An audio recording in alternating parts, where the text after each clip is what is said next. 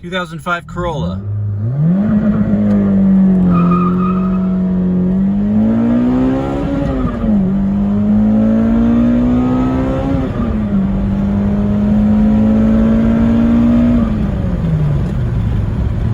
Smell the tires. What's up, people?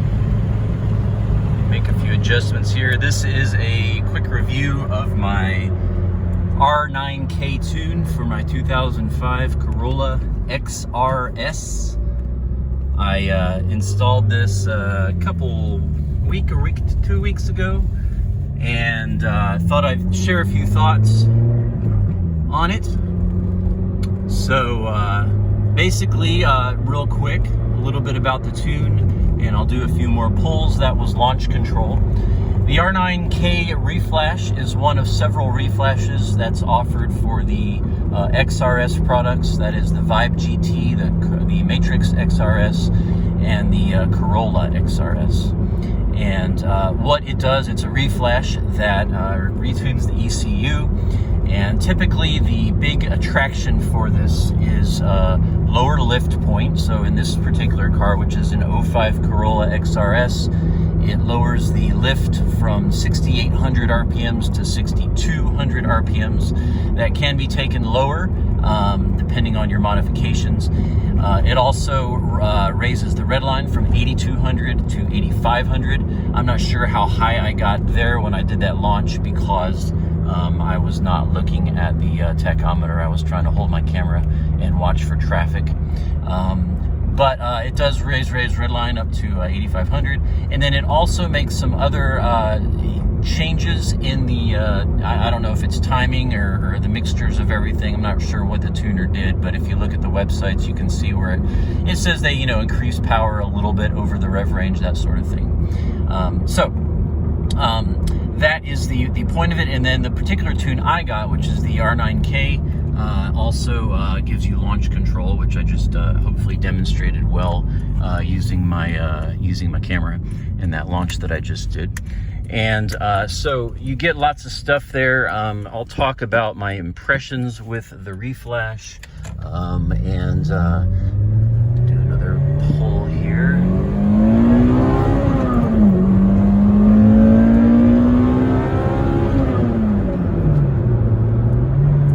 Driving and holding this phone, which is not optimal, but hopefully we're getting some good footage.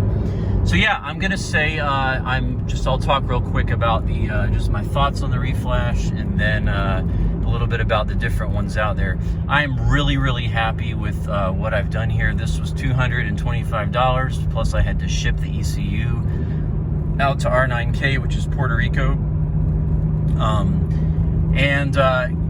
Really one of the, just the bottom line is there's more power everywhere. Before, lift engaged at 6,800, and it engaged rather abruptly. Now lift engages at 62, and it engages a little more subtly, although I will say, and I read some reviews of some other people, and they said they didn't like how it came on more subtle. I'm gonna say it's only a little more subtly. It's smoother instead of choppy. But it is so much more. It is a definite noticeable difference. I'd say probably torque-wise, it's like a 10 to 15, maybe even 20% difference in torque that is very noticeable. So I like the lift a lot more. It comes on early, and it comes on harder than it did before. And again, it pulls to red line a little higher, up to 8,500. So it is nice having the red line higher. Do you notice it throughout the rev range? I think you do. It's subtle. The big deal is lift and red line. But I do think, I will say that I do think that I can notice it just a little bit. I mean, the 2ZZ GE engine is such a willing engine anyway. I'll do another first gear pull here.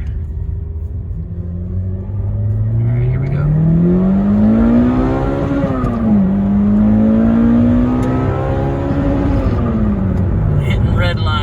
There. But yeah, I think you can notice it throughout the rev, the whole RPM width, subtle. Will it improve gas mileage and that sort of thing? Usually tunes do. I don't know, because I've been driving this like a hoon ever since I did the install. And then I will say the launch control is a nice feature.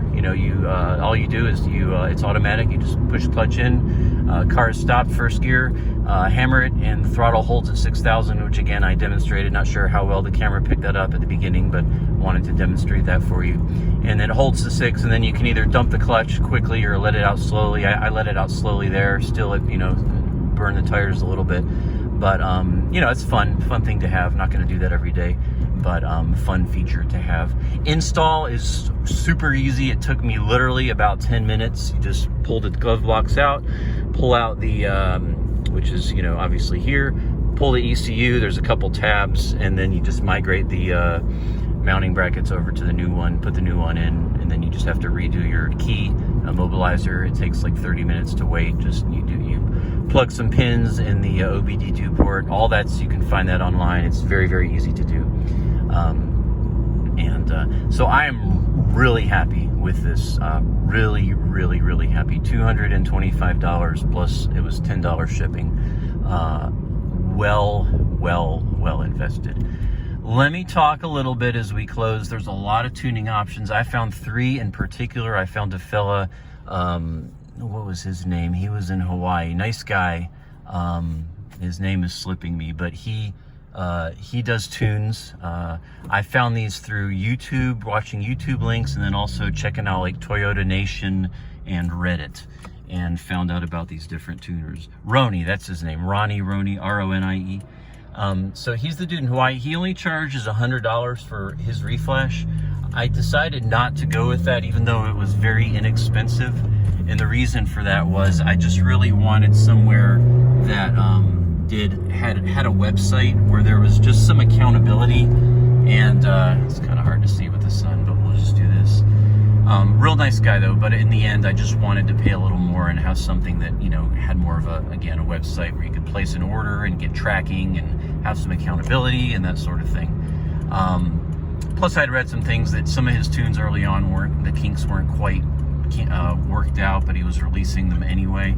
Again, nothing against him. That was years ago, and it's probably great now, but just felt like going another direction. The second place I found was called Monkey Wrench Racing. I think the fella's name was Mark. I liked them a lot. They were $240-ish, somewhere in there, 200 and something. I liked that option a lot. However, I chose not to go with that one because they only offer one tune. And it lowered the lift point to 5,750, which seems really low and great. But from watching some YouTube videos and talking to a variety of people, I discovered that really the car, unless you've got, a header and a true intake and maybe even an wider exhaust than the 2.25 that the car comes with, it's really not meant to be lowered that low, and the car's going to bog a little bit. And again, you can watch some YouTube videos where people have shown their tunes from Monkey Wrench without the proper hardware. And again, just looking around, again, Reddit, Toyota Nation, talking to a few tuners and realizing that's probably too low. So I asked Monkey Wrench, I was like, can you guys do a little higher than 5,750? And he said, no, they're all set the same. That's what you get. So as much as I like their website, their communication was okay. It wasn't great. The guy never got back to me. Nice guy, but I got, one email and I asked too many questions and didn't hear back. So ultimately, for that reason, I went with R9k. It was $225, as I said. Very quick shipping, a little bit of communication problems. I'm not going to go into that, but I got my product eventually, so everything's fine. But I did really like the fella. His name is Gustavo, the fella I talked to, because he really went through it with me. He explained, like, what's your hardware? I said, this is what I got. I'm not going anymore. He said, okay, well, for your hardware, you really need it at 6,200, your lift point, no lower, or you're going to have problems. So he actually, rather than just selling a product, he actually listened, asked me questions, wanted to make my car the best it could be. So I went with them. And that's it. So that is why I went with R9k. Guys, again, if you're watching this and you're on the fence, this is a no-brainer. Do this mod. It just makes the car feel freer. It revs quicker. Again, you get the lift, you get the red line, you get the launch control. Zero problems, zero check engine lights, no problems at all. And very happy with the car. That's my review of the R9k tune for my Corolla XRS 2005 model. Thanks for watching. Leave me comments or questions if you have them. Peace.